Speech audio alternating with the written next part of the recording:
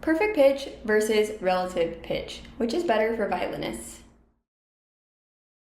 If you haven't met, hi, I'm Megan. I'm a violinist and teacher. I've been playing the violin for over 20 years. I have my bachelor's and master's degrees in violin performance, and I am Suzuki trained. If you're enjoying my videos, please make sure you subscribe to my channel. It's totally free, and I can't tell you how much I appreciate it. And if you're interested in working with me, you can check out the description for a private lesson application and the waitlist for my online self-paced learning program, Learn Violin Online. First, what is perfect pitch and what is relative pitch? Perfect pitch is the ability to hear a note and know what pitch it is without any reference. So, for example, if you had perfect pitch, I'm going to play a note and you're just going to automatically know what it is. Ready? What note was that? That was G sharp or A flat. In all likelihood, you would probably know if you had perfect pitch. It's a pretty clear answer. I played a note. If you knew exactly what it was, you have perfect pitch. If you didn't know what it was, you don't have perfect pitch. Relative pitch, however, is being able to hear notes in relation to each other. So this means for relative pitch, you have to have a very strong sense of your intervals. So now we know that note I played was a G sharp or an A flat. I'm gonna play that note again, and then I'm gonna add one more note. So here's the G sharp, and here's the next note. And if I played them together, if you have relative pitch, you would be able to figure out what note I played through the interval. You would have heard that the interval is a third, a minor third to be specific, and the note I played was B. It's often thought or said that perfect pitch is something that you're born with, which in some cases is true. However, there's also been studies done that say that perfect pitch can be developed for children that are under 7.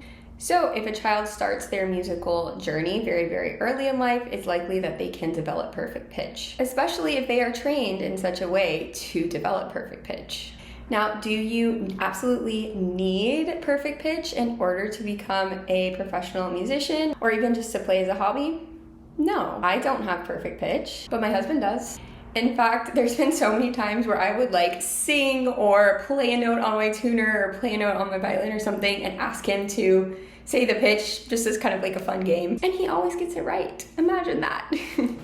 I've also had other friends that have perfect pitch that sometimes say it's actually a little bit detrimental to their playing. When you have perfect pitch, you have a certain set of pitches in your head already. So if anything is slightly out of tune, or for example, if the pitches that you're hearing in your head are tuned to 440, but your orchestra needs to tune to 441, there can be a slight discrepancy in the pitch that you hear versus the pitch that you have to play, which can be very hard and confusing. Do you have to have relative pitch to become a professional musician or to excel at the violin? Yes. Your relative pitch doesn't necessarily have to be as extreme as my example. You don't necessarily have to know the note name of, every single interval or note that you're playing or that you hear, but you do really need to be able to hear those intervals. Hearing intervals is a major way that you are going to be able to tell if you're in tune. Think about it this way. If you can't hear the note in your head properly, right, in tune, how are you going to be able to play it in tune? Now, unlike perfect pitch, which you can only develop before age 7, you can develop relative pitch at any time. And in fact, whenever you play or you listen to music, you are developing it.